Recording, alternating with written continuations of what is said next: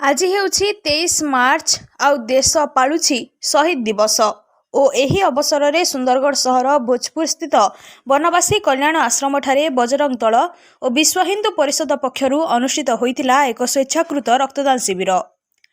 1931 ମସିହାରେ ଶହୀଦ ଭଗତ ସିଂ, ସୁକଦେବ ଓ ରାଜଗୁରୁଙ୍କୁ ଫାଶୀ ଦିଆଯାଇଥିଲା। କୋର୍ଟଙ୍କ ଦ୍ୱାରା ନିର୍ଦ୍ଧାରିତ 24 ମାର୍ଚ୍ଚର 11 ଘଣ୍ଟା ପୂର୍ବରୁ ଏହି ତିନି ଶହୀଦଙ୍କୁ ଲାହୋର ଜେଲରେ ଫାଶୀ ଖୁଣ୍ଟରେ ଝୁଲାଇ ଦେଇଥିଲା ବ୍ରିଟିଶ ପୋଲିସ। ଭଗତ ସିଂ, ସୁକଦେବ ଓ ରାଜଗୁରୁଙ୍କ ଉପରେ ବ୍ରିଟିଶ ଅଧିକାରୀ ସୋଣ୍ଡର୍ସ ହତ୍ୟାର ଅଭିଯୋଗ ଥିଲା। ଦେଶ ପାଇଁ ଏହି ତିନି ଶହୀଦ ନିଜର ପ୍ରାଣ ଉତ୍ସର୍ଗ କରିଥିବା ଶହୀଦମାନଙ୍କୁ ଶ୍ରଦ୍ଧାଞ୍ଜଳି ଦେବାର ଉଦ୍ଦେଶ୍ୟରେ ଦେଶ ପାଳୁଛି ଶହୀଦ ଦିବସ। ଆଉ ଏହି ଅବସରରେ ଆଜି ଭୋଜପୁର ସ୍ଥିତ ବନବାସୀ କଲ୍ୟାଣ ଆଶ୍ରମଠାରେ ବଜରଙ୍ଗ ଦଳ ଓ ବିଶ୍ୱ ହିନ୍ଦୁ ପରିଷଦଙ୍କ ମିଳିତ ଆନୁକୂଲ୍ୟରେ ଚାଲିଥିଲା ସ୍ୱେଚ୍ଛାକୃତ ରକ୍ତଦାନ ଶିବିର। ଏହି ରକ୍ତଦାନ ଶିବିରରେ 30 ୟୁନିଟ୍ରୁ ଉର୍ଦ୍ଧ୍ୱ ରକ୍ତ ସଂଗ୍ରହ ହୋଇଥିବା ବେଳେ ବିଶ୍ୱ ହିନ୍ଦୁ ପରିଷଦ, ବଜରଙ୍ଗ ଦଳ ସୁନ୍ଦରଗଡ଼, ରାଜଗାଙ୍ଗପୁର ବଜରଙ୍ଗ ଦଳ, ଦୁର୍ଗା ବାହିନୀ, ବନବାସୀ କଲ୍ୟାଣ ଆଶ୍ରମର ସଦସ୍ୟ ସମେତ ଅନେକ ସ୍ଥାନୀୟ ସମାଜସେବୀମାନେ ସହଯୋଗ କରିଥିଲେ। Bureau report, Gangpur live. मोर ना हूँ जनार्दन पाणिग्राही।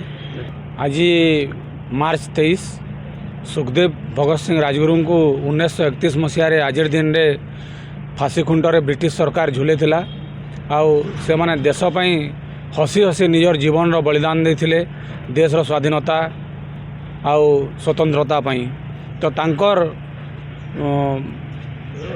शहादत तांकर बलिदान को मने पकड़ापी आउ विनम्रता सहित श्रद्धांजलि जनावाई आम प्रति वर्ष यही रक्तदान शिविर आयोजन करूँ।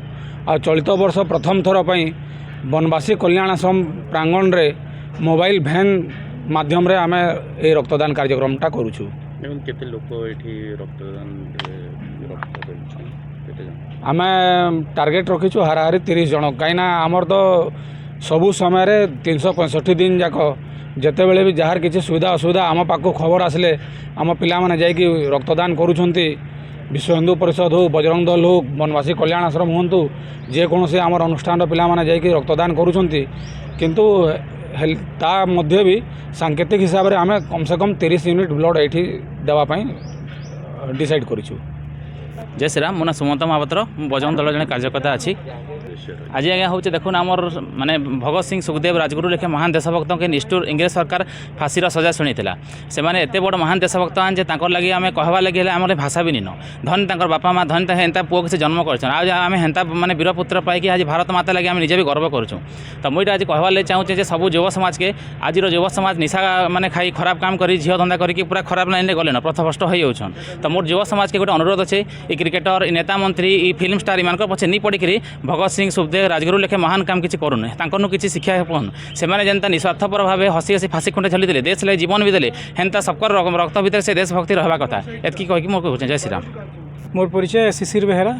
मुझे बनवासी कल्याण आश्रम सदस्य है। आमर श्मशान बंधुर मुई सदस्य हूँ।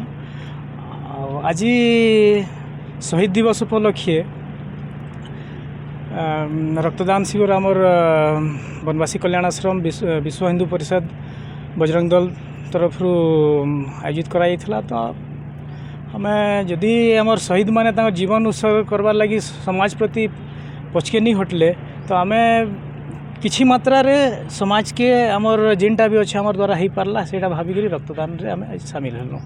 केतेटा यूनिट एवं केते लोग एठी शामिल है? आज आम 30 टार्गेट रखीछू। 30 भितर आम 4-5 जन महिला भी अच्छन आ बेसी भी हो पारे जेहेतु रेगुलर इंटरवल आमर पिला माने सब दौथसन से टिके संख्या बढ़वार लगी असुविधा है। बाकी 30 यूनिट हवा।